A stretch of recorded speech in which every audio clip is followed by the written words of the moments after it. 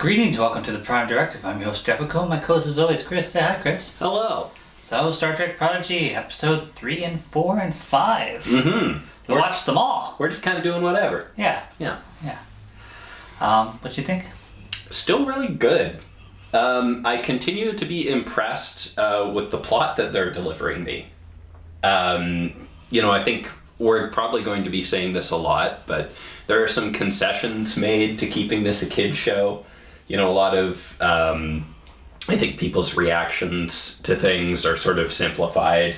We're not spending so much time with Janeway giving the crew shit. We're just sort of moving along. Well, I think that's also a character evolution of Janeway, and just like, she's got Nova Squad on there. I've mostly just seen kid crew other than her senior staff. Yeah. So, you gotta be a lot more patient with that. I guess so. Forget it. It does not matter. It does matter. Those Val-Nakot put a weapon on our ship that threatens the entire Federation. The Federation is my home, and Starfleet is my family.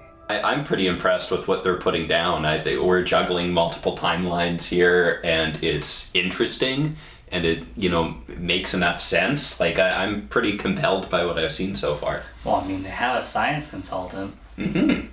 Yeah, she got to just be in the episode, and I knew that was something. There's just a way you can tell when something's supposed to be a reference, and I'm like, I don't know what this is, but this is something. So, you have questions about time travel? Well, you've come to the right place. I'm Starfleet Science Officer Dr. Aaron, and I'll be your instructor today. Don't worry, we'll get through this in no time. So that was Dr. Aaron was the actual science consultant for Star Trek. So now she just gets to be on the show. Yeah. And be a science consultant within Star Trek. And that's neat. I liked it. The only upgrade I would have done would be Dr. Daniel Jackson doing it. Hello, I'm Dr. Daniel Jackson, and behind me is a Stargate. Found in Giza, Egypt in 1928, we now know it was originally built millennia ago by an alien race who we call the Ancients. Why not? We've been getting lots of references. Yeah. Both to other Star Trek and to other media. I definitely felt like when they were time traveling the Infinity, they were giving me the Matrix for sure. We got these squiddies cutting into it, and you got the hover pad looking things that were doing the time travel, and that was very much the Nebuchadnezzar or whatever. I have high expectations for an animated show, but it's surpassing them. Oh, yeah. And I think one of that is having a consultant like David Mack on the show, who is a Star Trek novelist for many years. Okay. So, it's keeping that Star Trek feel, which all his novels have.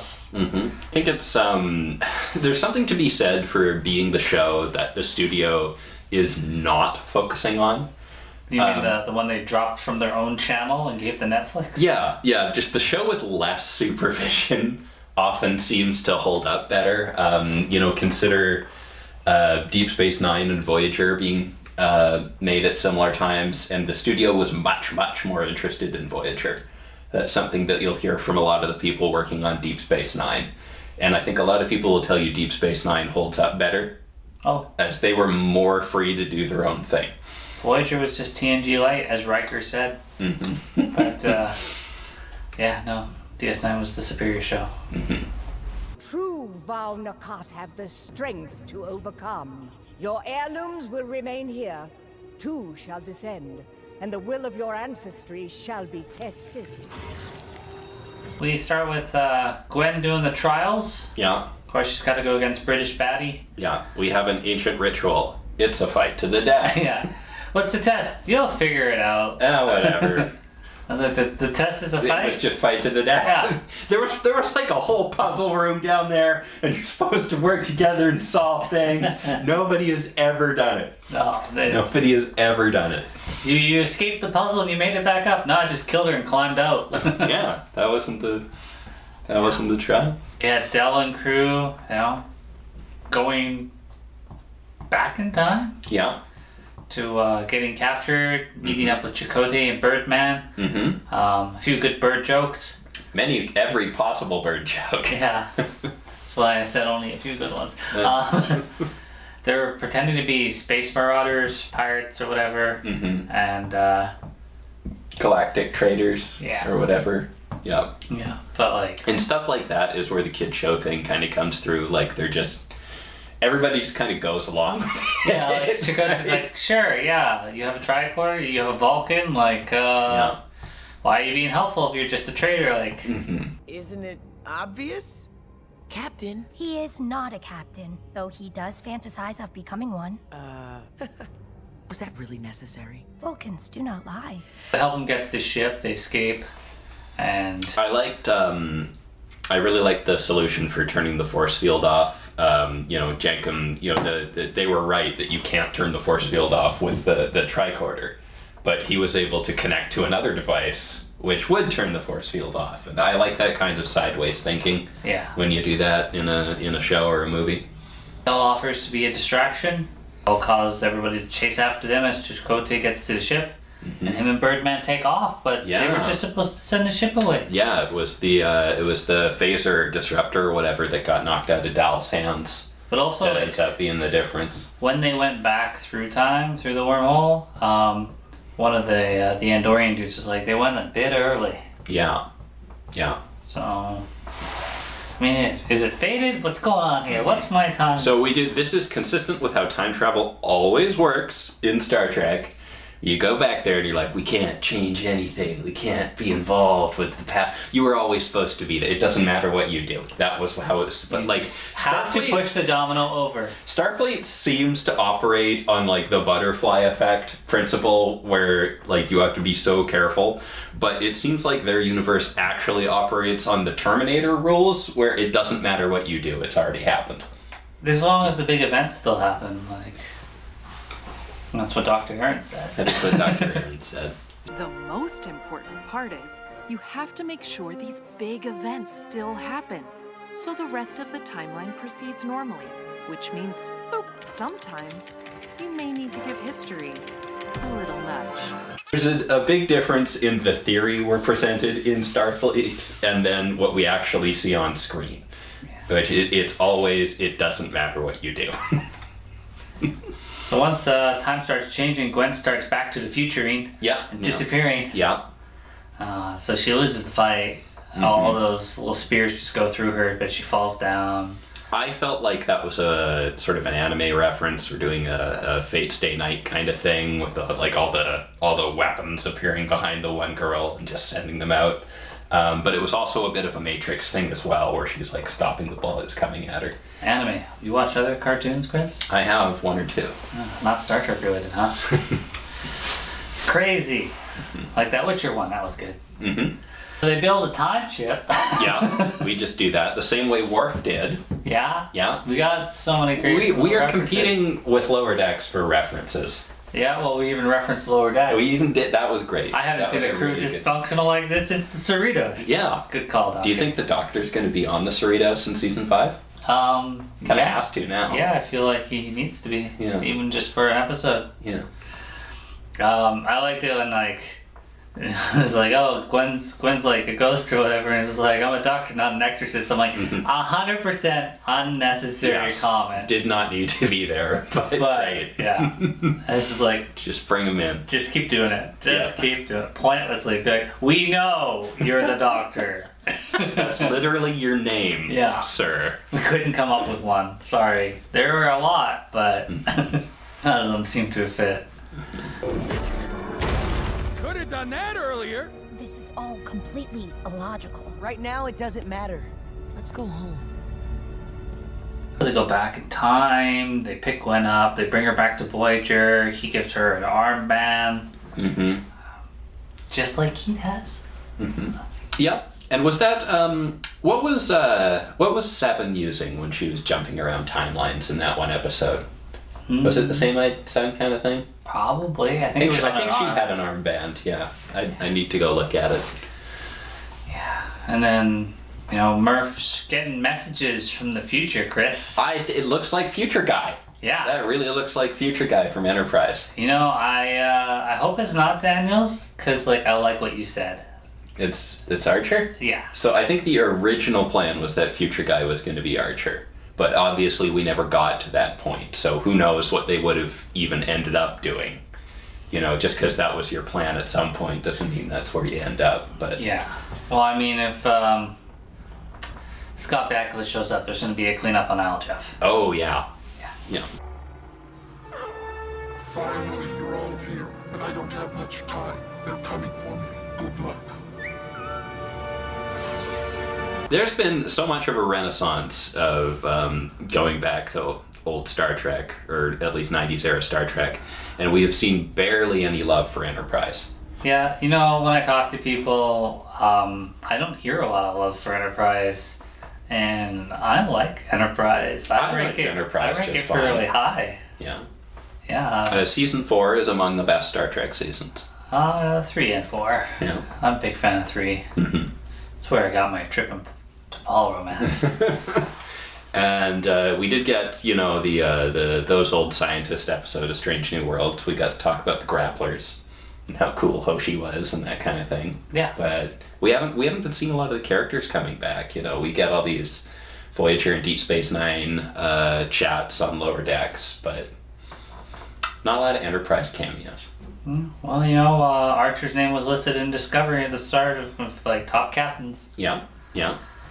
So, well, maybe it's out there. I really would like to see Archer. I know Daniels makes sense, I guess, but especially given what they did with Discovery. But yeah, I want it to be Archer for some reason. You know, you were talking to me last week about like, oh, like is this canon? Like it says it's canon, or Dex is canon, but like, you know what? Maybe Discovery's not canon.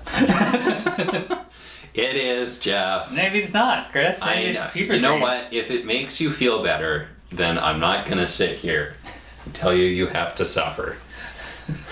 But it is. Yeah, well, you know what? It's all in the future, Chris. And the future can be altered. There you go. By Archer. That sounded different than before, right? It wasn't a oot or an oop, but more of an oop. Ah, it all sounds like pudding.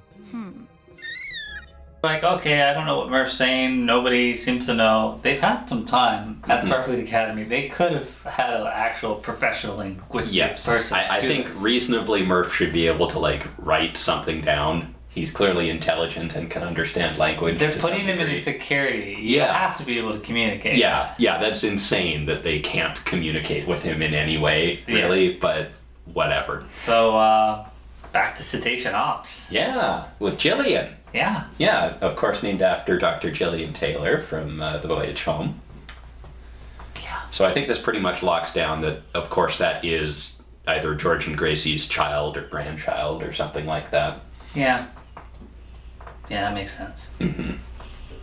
Well, Murf communicates. We get find me written, and we get start date coordinates. I think it was some kind of frequency for her armband. Yeah. And apparently she's learned something out of this. This is where we stopped. Yeah. So we'll find out what she's learned later. I felt like she learned nothing, but apparently she learned something. That's kind of a TV thing. Where, like, you know, they just show you some shit, and then the character's like, I figured it out. Well, they've been showing us the swirly, and then they did a little research, and I'm like, Chakotay, that's Chakotay's tribe, the Maquis, and yeah, it is. And then we keep getting that thrown back in our face for everything. Yeah, Janeway's got the rock. Yeah, he gave to find me. You know, here's a rock with a symbol that everybody else is seeing. If I run into any trouble, you'll be the first one I call. This is for you. Think of it like a beacon to guide me home. Yeah, she has an idea of where to go. Jellicoe gave a phone call. Yeah. It's like, shit's going wrong, blow up that wormhole. And so they did. Yeah, now I'm actually like, what are we going to do now? We don't have the wormhole. Well, they gotta go I guess we kind of have a time ship. They gotta go to those coordinates, I guess. Yeah. Yeah, go to the coordinates, find Chakotay. Yeah, there's probably old Chakotay out somewhere. Save the Chakotay, save the world.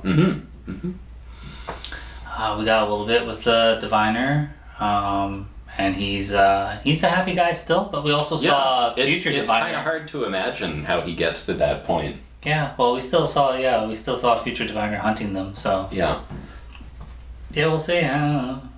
Maybe somebody shit in his cornflakes. Maybe.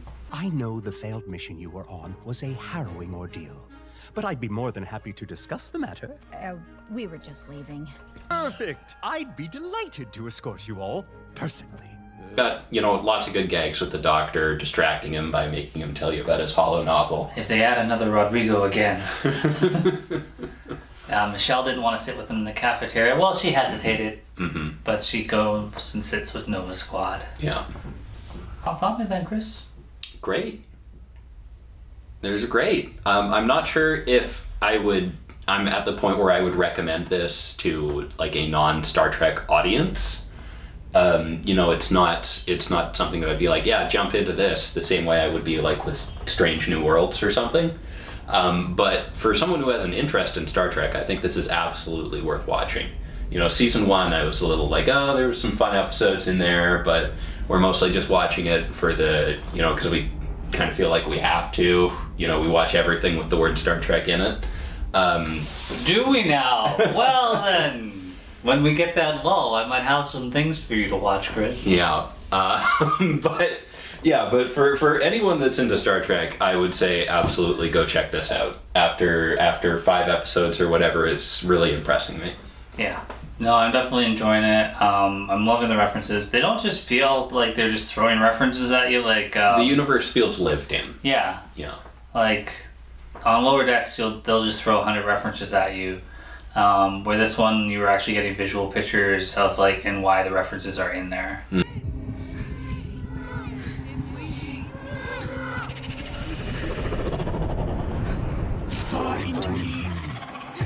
Who do you think the mysterious helper is that's helping the kids out? Could be any number of people. Like the person like helping Murf is the same person sending voices back to everybody? Yeah. No, that was a question. Oh, okay. Presumably. Okay. Then it feels like Chakotay. Okay. But I mean, it was like the setup for Enterprise when it was talking to Murf, so that would be Daniels. And if they want to do the cute little like this was supposed to happen, then it would be Archer. So you get 3 options, but you know what? In the end, it's gonna be Frakes because he's got to be in every single Star Trek. Sadly, Streak has been broken. Has it been? Is he confirmed not involved in this show at all? Was not in Discovery. Yes, he was. He directed. Yeah, he was not. His name's in the credits, dude. He was on the ship for every other show. Names in the credits. Counts. Could have put him as an alien. It would have been that simple. I kind of get the impression that we're gonna be introducing a third timeline, and it's the kids that sent to help Gwyn and repaired the Infinity. I think that's them on a third time trip. Yeah. I don't know if they're responsible for all the messages. I don't know if my young adult brain could handle that many timelines. Yeah. Right. The altered timeline is already unraveling the past. Gwyn is the only one whose very existence is tied to Tars Lamora. We might be able to help with that. We hope to travel backwards in time directly to Gwyn. Good luck, kids. Yeah. I like the actual showrunners is just like, well, we're making this for adults too, so we're not going to dumb down Star Trek. The kids will catch up and figure it out. They're smart. Like he's not wrong because I was a kid when I watched Star Trek. Yeah. I got it. I think that was one of our arguments at the start of this whole thing. Would be like a kids show. Like how dumb is this going to be? Like, and then it's just like, oh, this is a little more complicated than for kids. Well, my original thought on this, we were getting this when early Discovery was out, and it was much darker and violenter, and it was also not feeling that Star Trek-y.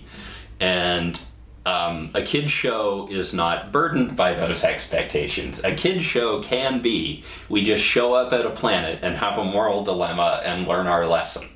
And like really boiling down the episode of the week, kind of TOS or TNG style of sci-fi storytelling, that can work as a kid's show extremely well.